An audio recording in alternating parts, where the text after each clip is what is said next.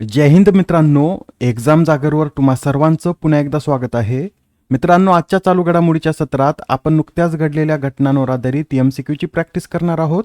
यातील एक एक प्रश्न अत्यंत महत्त्वाचा आहे, त्यासाठी व्हिडिओ शेवटपर्यंत पहा व आपल्या मित्रांसोबत सुद्धा शेअर करा, जेणेकरून येणाऱ्या एक्झाममध्ये त्यांना सुद्धा याचा फायदा होईल. आणि आजच्या व्हिडिओची PDF डाउनलोड करायची असेल तर तुम्ही एक्झाम जागर या टेलिग्राम चॅनलवरून ती डाउनलोड करू शकता. आजची PDF संध्याकाळी 6 वाजता उपलब्ध होईल. चला तर आपण आजच्या सत्राला सुरुवात करूया. पहिला प्रश्न पहा. भारतातील 100वे रामसर स्थळ म्हणून घोषित करण्यात आलेले जयप्रकाश नारायण पक्षी अभयारण्य कोणत्या राज्यात आहे? या प्रश्नाचं उत्तर आहे पर्याय क्रमांक 1, म्हणजेच हे अभयारण्य उत्तर प्रदेश या राज्यात स्थित आहे. उत्तर प्रदेशमधील कोणत्या जिल्ह्यात? तर उत्तर प्रदेशमधील बलिया या जिल्ह्यात हे अभयारण्य असून आता हे देशातील 100वे रामसर स्थळ ठरलं आहे. येणाऱ्या एक्झाममध्ये हा प्रश्न निश्चित विचारण्यात येईल, तर लक्षात ठेवा. आता भारतातील 100वे रामसर स्थळ हे जयप्रकाश नारायण पक्षी अभयारण्य बनले, जे सुरहाताल या नावाने देखील ओळखलं जातं. बरे, उत्तर प्रदेशातील कितवं रामसर स्थळ आहे? तर हे उत्तर प्रदेशातील एकूण 13वे रामसर स्थळ आहे. या सुरहा ताल तलावाविषयी हे सुद्धा नोट करून घ्या. हा तलाव गंगा नदीच्या प्रवाहामुळे नैसर्गिकरित्या तयार झालेला एक मोठा गोखूर तलाव आहे व या क्षेत्राला 1991 मध्ये पक्षी अभयारण्य म्हणून घोषित करण्यात आले. आणि मित्रांनो, रामसर स्थळांच्या बाबतीत भारत आशियामध्ये पहिल्या क्रमांकावर असून जागतिक स्तरावर 3ऱ्या स्थानावर आहे. यात पहिल्या क्रमांकावर UK, दुसऱ्यावर मेक्सिको, तर तिसऱ्यावर आपला भारत आहे. याआधी आपण पाहिलं होतं की शेखा झील हे भारतातील 99वे रामसर स्थळ ठरलं असून हे कोणत्या राज्यात स्थित आहे? तर शेखा झील सुद्धा उत्तर प्रदेश याच राज्यात आहे. 98वे रामसर स्थळ सुद्धा उत्तर प्रदेशमधीलच आहेत. आता हा पॉईंट नोट करून घ्या. 98वे, 99वे व 100वे रामसर स्थळ हे उत्तर प्रदेश याच राज्यातील आहे. 98वे रामसर स्थळ हे पटना पक्षी अभयारण्य बनलं. त्याआधी 97वे गुजरातमधील छारीधांड, 96वे राजस्थानमधील सिलीसर झील, तर 95वे छत्तीसगडमधील कोपरा जलाशय बनला आहे. जगातील पहिलं रामसर स्थळ कोणतं असं जर विचारलं तर ऑस्ट्रेलियातील कोबोर्ग द्वीपकल्प हे जगातील पहिलं रामसर स्थळ आहे. आणि भारतातील पहिले रामसर स्थळ कोणते? तर चिल्का सरोवर व केवलादेव नॅशनल पार्क हे भारतातील पहिले रामसर स्थळ आहेत. आणि भारतातील सर्वात मोठं रामसर स्थळ हे सुंदरबन असून सर्वात लहान रेणुका वेटलँड आहे. रामसर कराराविषयी माहिती सांगायची झाली तर हा करार 2 फेब्रुवारी 1971 रोजी करण्यात आला होता व हा 21 डिसेंबर 1975 पासून लागू झाला आहे. भारताने या करारावर स्वाक्षरी कधी केली? तर 1 फेब्रुवारी 1982 रोजी भारताने या करारावर स्वाक्षरी केली. व सध्या भारतात सर्वाधिक रामसर स्थळ असलेलं राज्य कोणतं? तर तामिळनाडू हे भारतात सर्वाधिक रामसर स्थळ असलेलं राज्य आहे. तामिळनाडूमध्ये एकूण 20 रामसर स्थळे आहेत. Next question. 29व्या राष्ट्रीय ई-गव्हर्नन्स पुरस्कारासंदर्भात खालील विधानांचा अभ्यास करा. पहिलं विधान काय म्हणतं? 2026 साली 7 पुरस्कार श्रेणी अंतर्गत एकूण 17 प्रकल्पांची या पुरस्कारासाठी निवड करण्यात आली. विधान बरोबर आहे. 7 पुरस्कार श्रेणी अंतर्गत यंदा एकूण 17 प्रकल्पाची यासाठी निवड करण्यात आली. दुसरं विधान पहा. राजस्थानमधल्या जयपूर येथे आयोजित ई शासनासंबंधी 29व्या राष्ट्रीय परिषदेदरम्यान या पुरस्काराचे वितरण करण्यात आले. हे विधान सुद्धा बरोबर आहे. याचं वितरण 29व्या ई शासनासंबंधी राष्ट्रीय परिषदेदरम्यान करण्यात आला असून ही परिषद राजस्थानमधील जयपूर येथे पार पडली. शेवटचं विधान पहा. या पुरस्कारात नंदुरबार जिल्ह्यातील आदिवासी आणि दुर्गम भागामध्ये तंत्रज्ञानाधारित आरोग्यसेवा पोहोचवणाऱ्या ई आरोग्यधमनी या उपक्रमाला राष्ट्रीय स्तरावर गौरविण्यात आले. हे सुद्धा विधान बरोबर आहे. या पुरस्कारात नंदुरबारच्या ई आरोग्यधमनी या उपक्रमाला सुद्धा पुरस्कृत करण्यात आला आहे. यातील तिन्ही विधाने बरोबर असल्यामुळे या प्रश्नाचं उत्तर काय असेल? तर पर्याय क्रमांक 3 हे या प्रश्नाचं योग्य उत्तर आहे.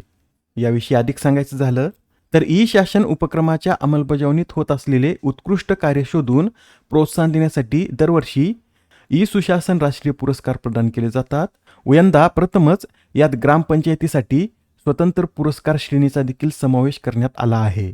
यात सुवर्ण पुरस्कार विजेत्यांना 10 लाख रुपये तर रौप्य पुरस्कार विजेत्यांना 5 लाख रुपयांचे प्रोत्साहनपर पारितोषिक देण्यात येते. यंदाच्या या पुरस्कारात महाराष्ट्राच्या ई आरोग्यधमनी पुणे 360 व काडेपूर ग्रामपंचायत यांना देखील सन्मानित करण्यात आला आहे. पुढील प्रश्न, कोणत्या कंपनीने भारतातील पहिल्या फ्लेक्स फ्युएल प्रवासी वाहनाचे अनावरण केले?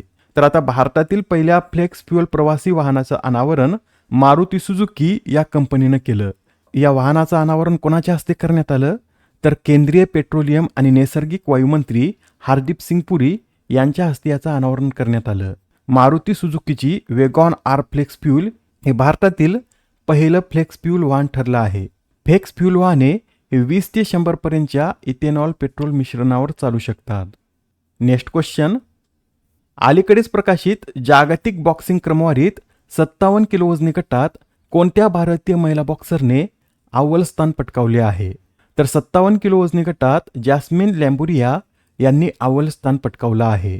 जॅस्मिन लांबुरिया यांच्यासह मीनाक्षी हुड्डा यांनी देखील या रँकिंगमध्ये अव्वल स्थान पटकावलं असून त्यांनी हे स्थान 48 किलो वजनी गटात पटकावलं. आता हा प्रश्न पहा काय म्हणतो, कोणत्या राज्याची विधानसभा राष्ट्रीय ई विधान ॲप्लिकेशन लागू करणारी 33वी विधानसभा ठरली? या प्रश्नाचं उत्तर आहे पर्याय क्रमांक 1, म्हणजेच पश्चिम बंगाल राज्याची विधानसभा ही आता राष्ट्रीय ई विधान ॲप्लिकेशन लागू करणारी भारतातील 33वी विधानसभा ठरली आहे. हा निर्णय केंद्र सरकारच्या वन नेशन वन ॲप्लिकेशन या ध्येयाला गती देतो. मित्रांनो, राष्ट्रीय ई विधान ॲप्लिकेशन लागू करणारं देशातील पहिलं राज्य कोणतं? तर नागालँड असं करणारं देशातील पहिलं राज्य आहे. आता हा पुरस्कार पहा, प्रतिष्ठित प्रिन्सेस ऑफ ॲस्टुरियास क्रीडा पुरस्कार जिंकणारा इतिहासातील पहिला फुटबॉलपटू कोण ठरला आहे? तर आता हा पुरस्कार जिंकणारा इतिहासातील पहिला फुटबॉलपटू हा लिओनेल मेस्सी बनला आहे. मित्रांनो, हा पुरस्कार यापूर्वी Rafael Nadal, Michael Schumacher, Serena Williams आणि किपचोगे यासारख्या दिग्गज खेळाडूंना मिळालेला आहे, पण प्रथमच आता हा पुरस्कार फुटबॉलपटूला देण्यात आला. हा पुरस्कार स्पेनमधील अत्यंत प्रतिष्ठित आणि सर्वोच्च पुरस्कार आहे व हा पुरस्कार प्रिन्सेस ऑफ ॲस्टुरियास फाउंडेशनतर्फे दरवर्षी जगभरातील अशा व्यक्ती किंवा संस्था किंवा गटाला दिला जातो ज्यांनी विज्ञान, मानवता, सार्वजनिक व्यवहार व क्रीडा क्षेत्रात उल्लेखनीय कामगिरी केली आहे. या पुरस्काराची सुरुवात 1981 मध्ये झाली व या पुरस्कारांतर्गत 50,000 युरो रोख रक्कम देण्यात येते. मित्रांनो, याआधी सुद्धा काही महत्त्वपूर्ण पुरस्कार देण्यात आले होते, ते एकदा आपण रिवाईज करून घेऊया. मसाब जीवन गौरव पुरस्काराने प्रतिभा रानडे यांना सन्मानित करण्यात आलं. संयुक्त राष्ट्र सैन्य लैंगिक समानता समर्थक पुरस्काराने अभिलाषा बराक, ॲग्रिकोला मेडलने नरेंद्र मोदी, 2026चा जागतिक अन्न पुरस्कार Hoop Leliveld, metro man of the इयरने हरेंद्र कुमार, 2026चा गणितातील ब्रेकथ्रू पुरस्कार फ्रँक मर्ल, 2026चा प्राध्यापक एम.एस. स्वामीनाथन पुरस्कार हा डॉक्टर सी श्रीनिवासराव यांना देण्यात आला. आता हा प्रश्न पहा काय म्हणतो, कोणता देश हा ब्रह्मोस या क्षेपणास्त्रासाठी भारतासोबत सामंजस्य करार करणारा दुसरा आसियान देश ठरला? या प्रश्नाचं उत्तर आहे पर्याय क्रमांक 2, म्हणजेच व्हिएतनाम हा ब्रह्मोस या क्षेपणास्त्रासाठी भारतासोबत सामंजस्य करार करणारा दुसरा आसियान देश ठरला आहे. यापूर्वी असा करार फिलिपिन्स या देशाने केला होता व तो असा करणारा पहिला आसियान देश होता. पुढील प्रश्न, लिव्हरपूल विद्यापीठ भारतातील कोणत्या शहरात पहिले कॅम्पस स्थापन करणार आहे? तर आता लिव्हरपूल विद्यापीठ भारतात प्रथमच कॅम्पस स्थापन करणार असून हे कॅम्पस बँगलोर या शहरात स्थापन करण्यात येईल. बँगलोरमध्ये कुठे? तर व्हाईटफील्ड परिसरातील ॲलेब्रिक सिटी येथे हे कॅम्पस उभारण्यात येणार आहे. व जे लिव्हरपूल विद्यापीठ आहे हे UK या देशाचं विद्यापीठ आहे. आता ही नियुक्ती पहा, ज्येष्ठ मुत्सद्दी विपुल हे कोणत्या देशाचे भारताचे पुढील राजदूत बनले आहेत? तर हे जे विपुल आहेत यांना सौदी अरेबियातील भारताचे पुढील राजदूत म्हणून नियुक्त करण्यात आलं.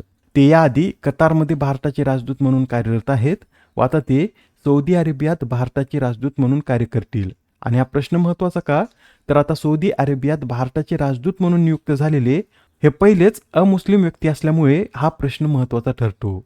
आजच्या सत्रामधील शेवटचा प्रश्न पहा, चंद्राच्या दक्षिण ध्रुवावरील कोणत्या विशिष्ट विवरामध्ये 1.1 किलोमीटर रुंदीच्या एका लहान विवरणात भूमिगत बर्फाचे सर्वात प्रबळ पुरावे आढळले आहेत? तर चंद्राच्या फॉस्टिनी विवर येथे बर्फाचे सर्वात प्रबळ पुरावे आढळले आहेत. आणि हे संशोधन कोणत्या मिशनमुळे शक्य झालं? तर भारताच्या चंद्रयान 2 या मिशनमुळे हे संशोधन शक्य झालं आहे. या आधीच्या सत्रात तुमच्यासाठीचा प्रश्न होता, कोणत्या उच्च न्यायालयाने विस्मृतीच्या अधिकारास मूलभूत अधिकार म्हणून मान्यता दिली? या प्रश्नाचं उत्तर आहे पर्याय क्रमांक 4, म्हणजेच दिल्ली उच्च न्यायालयाने राईट टू बी फॉरगॉटन याला मूलभूत अधिकार म्हणून मान्यता दिली. या अधिकाराला कलम 21 अंतर्गत गोपनीयतेच्या मूलभूत अधिकाराचा अविभाज्य भाग मानले आहे. आजच्या सत्रामधील तुमच्यासाठीचा प्रश्न पहा. व्हॅटिकनच्या संचार विभागाच्या पहिल्या महिला प्रमुख कोण बनल्या आहेत? आता या प्रश्नाचं उत्तर कमेंटमध्ये देण्याचा प्रयत्न करा. उत्तर चुकलं तरी काही हरकत नाही, कारण ज्यावेळेस तुम्हाला या प्रश्नाचं योग्य उत्तर माहीत होतं त्यावेळेस हा प्रश्न तुमच्या दीर्घकाळापर्यंत लक्षात राहतो. तर आता पुढच्या सत्रात पुन्हा भेटूया. धन्यवाद.